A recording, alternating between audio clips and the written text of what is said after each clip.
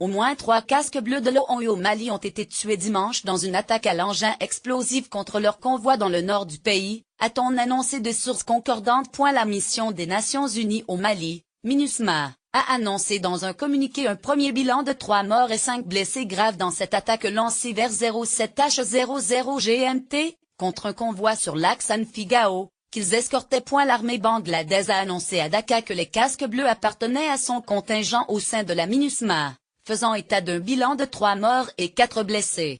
Elle a souligné dans un communiqué que ces casques bleus au Mali avaient repoussé une autre attaque samedi. Ce contingent, le deuxième en nombre de la force de l'ONU, compte quelques 1500 militaires et environ 180 policiers, sur un effectif total d'environ 12 500 militaires et policiers.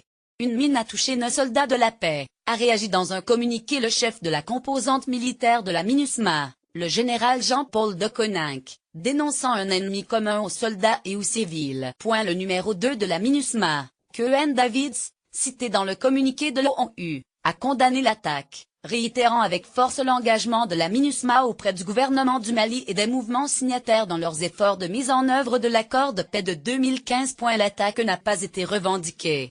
Une autre cette semaine, visant la MINUSMA à Kidal, nord-est, le 20 septembre et qui a causé d'importants dégâts matériels, avait été revendiquée par la principale alliance djihadiste du Sahel, liée à Al-Qaïda. Le 5 septembre, 2 casques bleus de la MINUSMA avaient été tués et 2 grièvement blessés dans une attaque similaire au passage de leur véhicule, qui faisait partie d'un convoi logistique dans le nord-est du Mali.